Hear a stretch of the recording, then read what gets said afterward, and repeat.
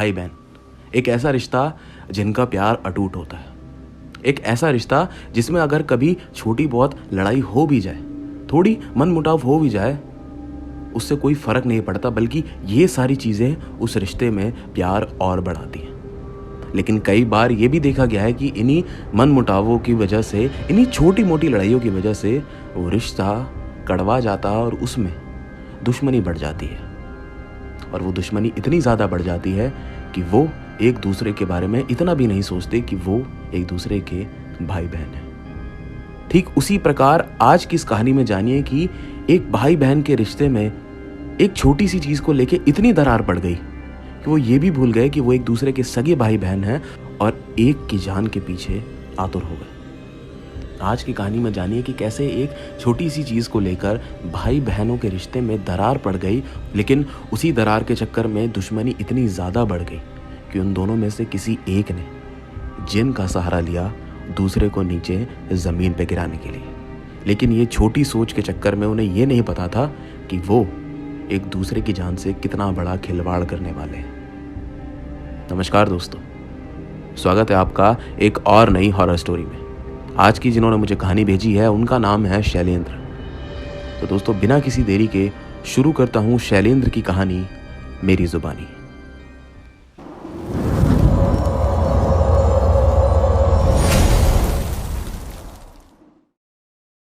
दरअसल इन सब चीज़ों की शुरुआत हुई थी हमारे पापा के साथ में। मेरे पापा रेलवे में जॉब करते थे और उनकी ड्यूटी अभी काफ़ी ज़्यादा पेंडिंग थी, मतलब उनका भी रिटायरमेंट में काफ़ी ज़्यादा समय था, लेकिन उनको हार्ट की प्रॉब्लम भी थी। और उसी चीज़ के चक्कर में ऑन सर्विस मेरे पापा को हार्ट अटैक आया और उनकी ऑन द स्पॉट डेथ हो गई थी। ये सदमा हम लोगों के लिए बहुत बड़ा था। मेरे परिवार में मेरी मम्मी, मैं और मेरी बड़ी बहन डिम्पल, हम 3 ही लोग बचे थे। डिम्पल और मैं 12th के बाद से ही सरकारी नौकरी की तैयारी कर रहे थे। डिम्पल और मैंने काफ़ी ज़्यादा गवर्नमेंट जॉब के भी एग्ज़ाम दिए, लेकिन अनफॉर्चुनेटली हम लोगों का कहीं नंबर नहीं लग पा रहा था। लेकिन पापा की सर्विस में ही डेथ हो जाने की वजह से पापा की जो सर्विस थी वो हम दोनों में से किसी एक को मिल जानी थी। इसके चलते कुछ चीज़ें ऐसी आई कि वो सर्विस डिम्पल को ना मिलकर मुझे मिली, जिस चीज़ से डिम्पल बहुत नाराज़ हो गई थी। डिम्पल मुझसे बड़ी थी, हकदार वो भी थी, लेकिन कुछ चीज़ें ऐसी आ गई थी जिसके चक्कर में वो डिम्पल को वो जॉब नहीं मिल पाई। जब वो जॉब मुझे मिली तो डिम्पल बहुत नाराज़ थी, उसका मन उदास हो गया था, क्योंकि उसने मुझसे ज़्यादा तैयारियां करी थी गवर्नमेंट जॉब के लिए, मुझसे ज़्यादा एग्ज़ाम दिए थे, लेकिन डिम्पल को वो जॉब नहीं मिल पाई। शुरू में वो थोड़ी उदास रही, लेकिन बाद में जाके उसने भी ये चीज़ स्वीकार कर ली, एक्सेप्ट कर लिया कि हाँ कोई बात नहीं, अगर मुझे नहीं मिली तो तुझे तो मिली। और उसके बाद से फिर सारी चीज़ें नॉर्मल हो गई थी। थोड़े दिनों बाद से मैंने ड्यूटी ज्वाइन कर ली थी और वहाँ पे जो भी काम करना था, जो सीखना था, वो मेरा वहाँ पे चालू हो गया था। समय लग रहा था, लेकिन धीरे धीरे करके मैं भी चीज़ें वहाँ पे सीखता जा रहा था। घर आता था, लेट हो जाता था, थक जाता था, क्योंकि कभी जॉब का एक्सपीरियंस नहीं था। ऐसी ही चीज़ें कुछ दिनों तक चलती रहीं, लगभग महीना भर, 2 महीना भर ऐसी चीज़ें चलती रहीं। लेकिन 2 महीने बाद ही अचानक से मेरे को, जब मैं अपने काम से घर लौटा, तो मेरे को काफ़ी तेज़ बुखार था, शरीर टूट रहा था एकदम। मैं उसी वक्त अपनी मम्मी के साथ डॉक्टर के पास गया, दवा लेके आया। अगले दिन तक बुखार तो उतर गया था, लेकिन न जाने क्यों मेरे कंधों में दर्द बहुत रहता था। ऐसा लगता था जैसे मेरे दोनों कंधों पे किसी ने बहुत भारी वजन रख दिया है। वो क्यों, मुझे समझ नहीं आता था। उसकी भी दवाई चली, लेकिन उसमें आराम ही नहीं आता था। अब वो इतना ज़्यादा रहने लगा था कि मुझे अब उसकी लगभग आदत ही हो गई थी। मैं ड्यूटी जाता था और आता था तो मेरे कंधों में दर्द ही रहता था, तो मैं आते तुरंत के साथ उस पर क्रीम वगैरह लगाता था, जिससे 19-20 का फ़र्क मिलता था, ज़्यादा नहीं। अब वो दर्द मेरे कंधों में बना ही रहता था। मुझे समझ भी नहीं आता था आखिरकार ऐसा क्या हो गया। मुझे कहीं चोट नहीं लगी, मैं किसी चीज़ से टकराया नहीं, लेकिन ये दर्द नहीं जा रहा। अब मैं उसी के साथ जीने लगा था। इसके साथ साथ एक चीज़ और जो मुझे अब परेशान करने लगी थी, वो ये कि मुझे रात में अब नींद नहीं आती थी। पहले तो मैं 10 से 11 बजे के बाद लगभग सो जाता था, लेकिन अब न जाने क्यों मुझे 3-3, 3:30 बजे तक भी नींद नहीं आती और मुझे सुबह 6, 6:30 बजे उठना होता था। सिर्फ 3, 3.5 घंटे की नींद लेकर मैं ड्यूटी के लिए जाता था। जिसके चक्कर में मेरी ड्यूटी भी ढंग से नहीं हो पाती थी। मुझे वहाँ भी थका थका महसूस होता था। न जाने क्यों, लेकिन मुझे नींद आती ही नहीं थी। मैं बहुत कोशिश करता था कि मैं जल्दी सो जाऊं, लेकिन मैं बस उल्लुओं की तरह जागता रहता था, जिसके चक्कर में परेशान होकर मैंने नींद की गोली तक खाने की कोशिश करी, उसे खाकर सोने की कोशिश करी, लेकिन उसके बावजूद भी मुझे रात में नींद नहीं आई। मुझे समझ नहीं आता था कि आखिरकार मेरे साथ ऐसा हो क्यों रहा है। पहले वो कंधा और अब ये नींद की परेशानी। इन सब चीज़ों से मैं बहुत दुखी हो चुका था, लेकिन मैं अब इन्हीं के साथ जी रहा था। लेकिन एक रात मेरे साथ एक बड़ी अजीब घटना घटी। मैं अपने बिस्तर पे लेटा हुआ था। मैंने चद्दर अपने गर्दन तक उड़ा हुआ था और नींद ना आने के कारण मैं बस छत पे देख रहा था। पंखे की तरफ मेरी नज़र थी और मन ही मन में मेरे कुछ चल रहा था। इसके बाद मैंने थोड़ी देर बाद अपनी आंखें बंद कर ली, लेकिन नींद मुझे तब भी नहीं आ रही थी। मैं आंख बंद करके लेटा हुआ था, लेकिन थोड़े समय बाद मुझे ऐसा महसूस हुआ कि जैसे मेरे कमरे में, मेरे बगल में ही कोई हंसा है। और वो ऐसे नहीं हंसा जैसे आमतौर पर बहुत लोग जोर जोर से हंसते हैं। एक छोटी सी हंसी, बहुत छोटी सी हंसी, जो बिल्कुल मेरे करीब से आई। उस हंसी को सुनने के बाद मैंने अपनी आंख नहीं खोली। मैंने उस चीज पे गौर ही नहीं करा, लेकिन वो चीज मुझे सुनाई दी थी। और उसी के अगले पल वो हंसी मेरे दूसरे कान से मुझे सुनाई दी। जब वो हंसी मेरे दूसरे कान से भी मुझे सुनाई दी तो मेरी आंख खुल गई। मैंने अपने दोनों तरफ देखा कि कोई है क्या, क्योंकि कई बार डिंपल पहले ऐसे मुझसे मजाक किया करती थी। तो मेरे मन में यही था कि कहीं डिंपल तो नहीं, लेकिन उस कमरे में कोई नहीं था। डिंपल तो मम्मी के साथ दूसरे कमरे में सोई हुई थी।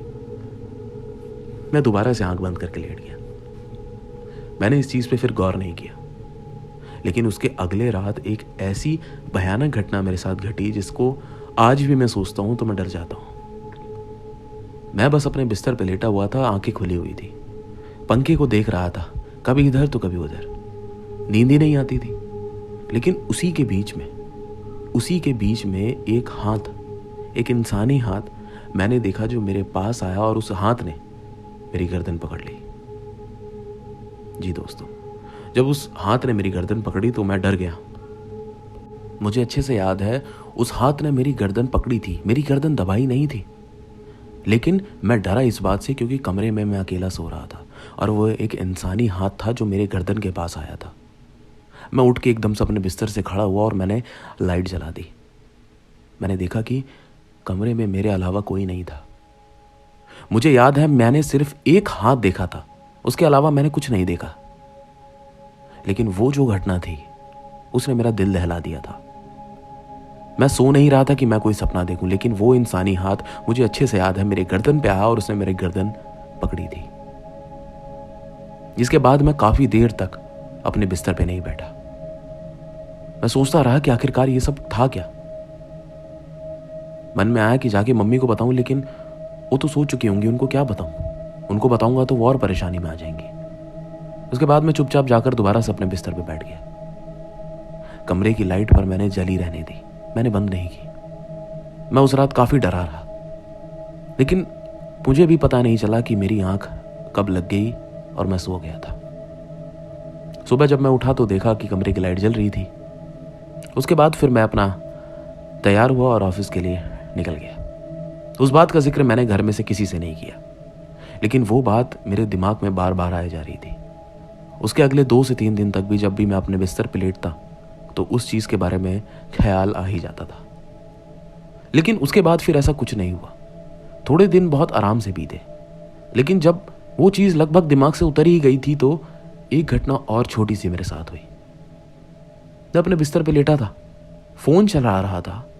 मुझे ऐसा महसूस हुआ कि जैसे मेरे बगल में कोई लेटा है और वो करवट बदल रहा है, एक और से दूसरी ओर। जब कोई करवट बदलता है या जैसे मैं भी उस पर लेटता हूं तो वो जो मेरा गद्दा है, जो मेरे बेड के ऊपर लगा हुआ है, उसमें एक पिन्नी चढ़ी हुई है, जिस पिन्नी की आवाज आती है। तो मैं तो एकदम सीधा लेटा था, तो मेरे बगल में लेटे कौन करवट बदल रहा था। जैसी ये आवाज मैंने सुनी तो मैं फिर से डर गया और मैंने उठ के तुरंत लाइट ऑन करी। तो मैंने जब अपने बेड की दूसरी ओर देखा तो वहां पे मैंने देखा कि जो मेरी बेडशीट थी वो सिकड़ी हुई थी, और वो तभी ऐसे सिकुड़ती है जब उसके ऊपर कोई लेटा हो। मेरे दिमाग में वो वाला वाक्या फिर से आ गया। मैं फिर डर गया। मेरे को समझ नहीं आ रहा था कि आखिरकार ये मेरे साथ हो क्या रहा है। ऐसी घटनाएं पहले तो नहीं होती थी और अब अचानक से। लेकिन ये तो कुछ नहीं था, इसके बाद जो घटना हुई उसने शैलेंद्र को सोचने पे मजबूर कर दिया और उसकी जिंदगी एकदम से बदल दी। शैलेंद्र इस घटना के कुछ दिनों बाद रात के ही समय अपने बिस्तर पे बैठा, उसके सामने जो ड्रेसिंग टेबल था उसमें शीशा लगा हुआ था, उसमें खुद को देखकर अपने फेस पर कोई क्रीम लगा रहा था। वो अपने मुंह पर क्रीम लगा रहा था और अपने आप को शीशे में देख रहा था कि तभी शैलेंद्र ने देखा कि उसके पीठ के ऊपर से उसके कंधे पे किसी ने हाथ रखा है और अचानक से पीछे से एक इंसान निकल कर आया है जिसका सिर्फ चेहरा दिख रहा है और वो शैलेंद्र को देखकर हंस रहा है।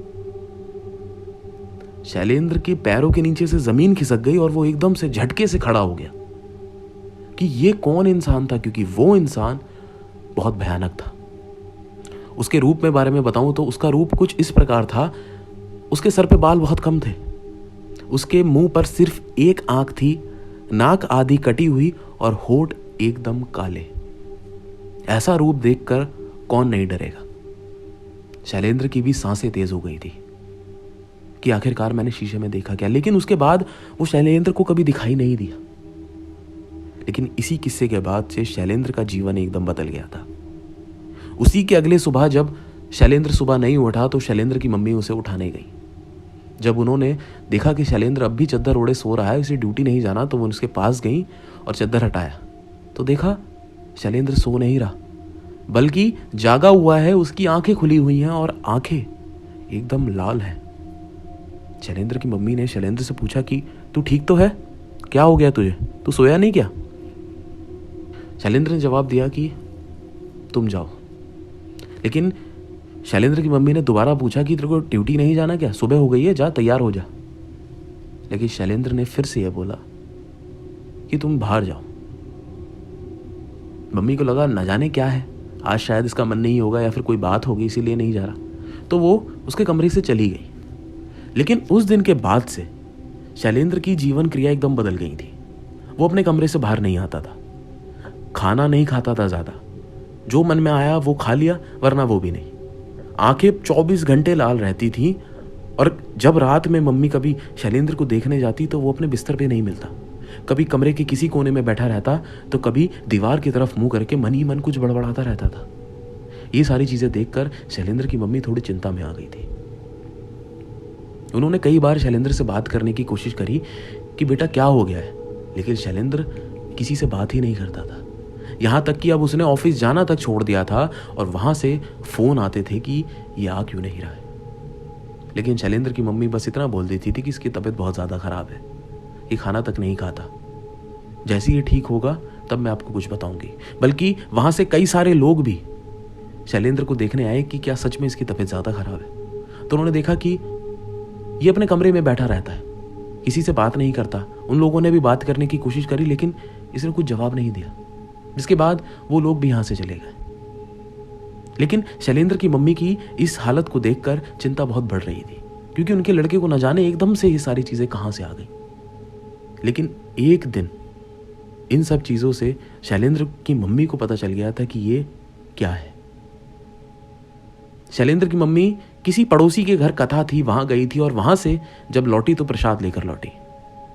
तो जब वो लौटी तो वो प्रसाद आम तौर पर सबको देती थी, तो उन्होंने पहले उस दिन डिंपल को दिया और उसके बाद प्रसाद देने शैलेंद्र के कमरे में आ गई। शैलेंद्र के कमरे में जब शैलेंद्र की मम्मी उन्हें प्रसाद देने आई तो शैलेंद्र ने मना किया कि मुझे नहीं खाना, और वो भी गुस्से वाले लहजे में। लेकिन उनकी मम्मी ने बोला कि प्रसाद को मना नहीं करते और तू ले ले। लेकिन मैंने फिर बोला कि मुझे नहीं खाना। लेकिन बार बार मना करने के बावजूद भी शैलेंद्र की मम्मी ने वो प्रसाद शैलेंद्र के हाथ पे रख दिया। और उसके बाद ये सारा वाकया शैलेंद्र की मम्मी ने जो शैलेंद्र को बताया वो ये था कि जैसे ही वो प्रसाद शैलेंद्र के हाथ पे रखा गया, उसका हाथ इस तरीके से फड़फड़ा रहा था और वो इस तरीके से पागल हो रहा था जैसे उसके हाथ में किसी ने आग लगा दी हो। एकदम झुलस गया था, जैसे क्या तड़प रहा हो वो। उसने अपना हाथ का प्रसाद सारा जमीन पे फेंक दिया और अपना हाथ जोर जोर से दीवार पे रगड़ने लगा। और गुस्से भरी आंखों से अपनी माँ को देखने लगा। शैलेंद्र की मम्मी समझ नहीं पाई कि इसको ये हो क्या गया है। उन्होंने पूछा कि तू ठीक तो है, लेकिन नहीं, कोई जवाब नहीं। उनको इस चीज से समझ में आ गया था कि ये बात कोई बीमारी की नहीं बल्कि कुछ और है। और इस चीज को पक्का करने के लिए उन्होंने अगले दिन एक ऐसा काम किया जिससे उन्हें पक्का सबूत मिल गया कि हाँ, ये बीमारी नहीं बल्कि कोई और चीज है। अगले दिन सुबह सुबह वो शैलेंद्र के कमरे में 2 चीज लेकर आई, एक लोबान और एक गंगा जल। उन्होंने पहले एक लोबान जलाई और शैलेंद्र के पूरे कमरे में उसका धुआं किया, जिससे शैलेंद्र को ऐसा लग रहा था जैसे सांस लेने में दिक्कत हो रही है। लेकिन जैसे ही उन्होंने गंगा जल का छिड़काव उसके पूरे कमरे में किया और वो बूंदें जैसे ही शैलेंद्र के शरीर पे पड़ी तो शैलेंद्र एकदम से तड़प गया। वो ऐसे मचल गया जैसे उसके अब शरीर में आग लग रही हो। वो अपना शरीर दीवार पे रगड़ रहा है, कभी जमीन पे लेट के रगड़ रहा है और चिल्ला रहा है बहुत भारी आवाज में। और वो आवाज शैलेंद्र की नहीं थी। ये सारी चीजें सुनने के बाद शैलेंद्र की मम्मी को पक्का यकीन हो गया था कि ये शैलेंद्र नहीं बल्कि कोई और है। जिसके बाद वो शैलेंद्र के पास गई उससे पूछने कि तुझे क्या हुआ है, ये सब किसने किया है, तूने कुछ गलत खा लिया था, कहीं गलत चला गया था, कुछ हो गया है। लेकिन इन सब चीज़ों का मौका ही नहीं आ पाया, क्योंकि जैसी ही शैलेंद्र की मम्मी उसके पास पहुंची तो शैलेंद्र ने उनको गर्दन से पकड़ के हवा में उठा दिया।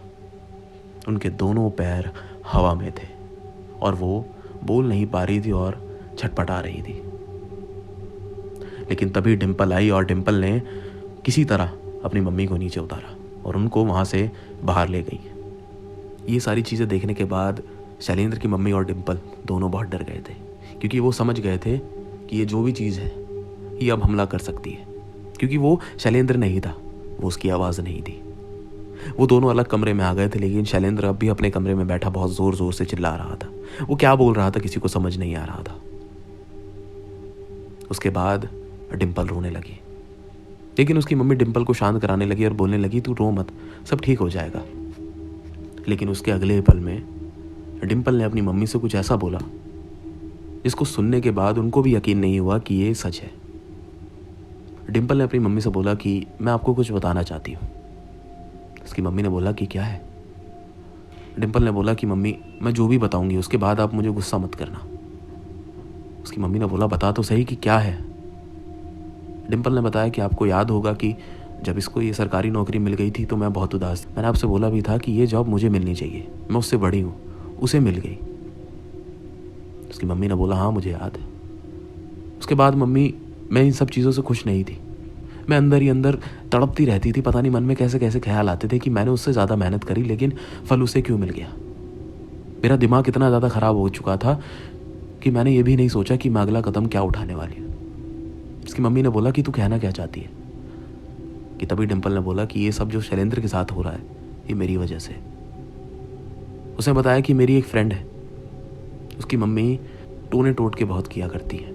उसने मुझे बताया था कि मेरी मम्मी ये सब बहुत करती हैं, तो मैं उनके पास गई थी, उनसे मैंने मदद ली थी और उन्हीं के चक्कर में मैंने शैलेंद्र के ऊपर एक जिन छुड़वाया था। सिर्फ इसी वजह से कि अगर मैं नहीं हो पाई तो शैलेंद्र भी नहीं हो पाएगा, वो भी नीचे ज़मीन पे आके गिर जाए। बस मैं ये चाहती थी ताकि उसकी सरकारी नौकरी छूट जाए। लेकिन मुझे ये नहीं पता था कि उसका परिणाम इतना भयानक होगा कि वो अब हमारी जान तक पे बात बन जाएगी। मैंने इतना नहीं सोचा था।